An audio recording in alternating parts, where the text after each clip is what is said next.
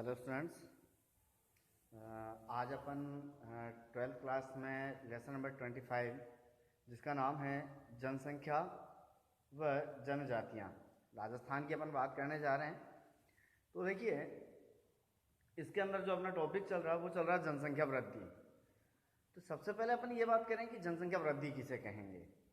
तो जनसंख्या वृद्धि क्या है कि किसी एक निश्चित अवधि में, अब अवधि जो है वो जैसे अपने यहाँ पर दशकीय जनगणना होती है, मतलब प्रति 10 वर्ष में, तो अपन 10 वर्ष की अवधि लेते हैं। तो एक निश्चित अवधि हो गई। और किसी क्षेत्र विशेष में जो निवासी जो लोग हैं उनकी संख्या में जो वृद्धि होती है उसको अपन कहते हैं जनसंख्या वृद्धि। अर्थात सीधे शब्दों में अगर अपन बात करें कि क्षेत्र विशेष में एक निश्चित अवधि में निवासियों की संख्या में होने वाली वृद्धि को अपन क्या कहेंगे, जनसंख्या वृद्धि। अब जनसंख्या वृद्धि जो है इसको 3 कारक प्रभावित कर सकते हैं, या 3 कारकों पर यह निर्भर करती है। जनसंख्या वृद्धि जो है 3 कारकों पर निर्भर करती है, वो है जन्म, मृत्यु और प्रवास। अर्थात ये तीनों कारक ऐसे हैं जिसकी वजह से जनसंख्या में वृद्धि हो सकती है या जनसंख्या में गिरावट हो सकती है। अब इनमें से जो जन्म और मृत्यु है, ये जन्म और मृत्यु जो है इसको कहा जाता है जैविक कारक। इसको कहा जाएगा जैविक कारक। जबकि जो प्रवास है, ये प्रवास जो है ये जैविक कारक नहीं है।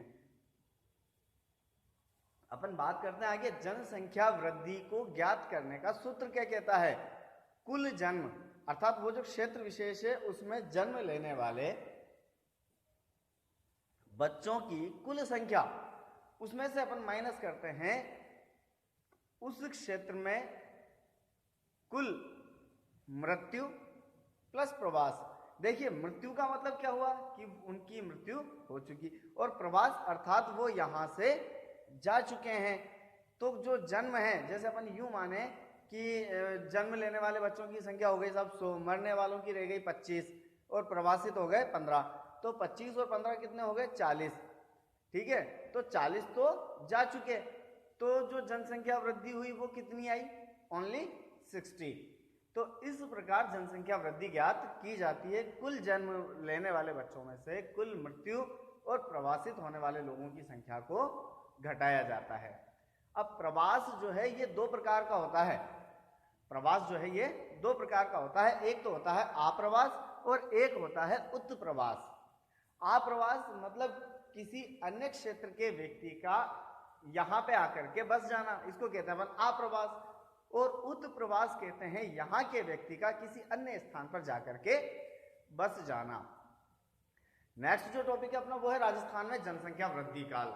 देखिए, ये चीज अपन ने, अगर आपको याद हो तो भारत के संदर्भ में भी पढ़ी थी कि भारत में जनसंख्या वृद्धि काल। उसी तरीके से यहाँ पर केवल राजस्थान की अपन बात कर रहे हैं, तो इसमें देखिए ईयर्स का थोड़ा चेंज है।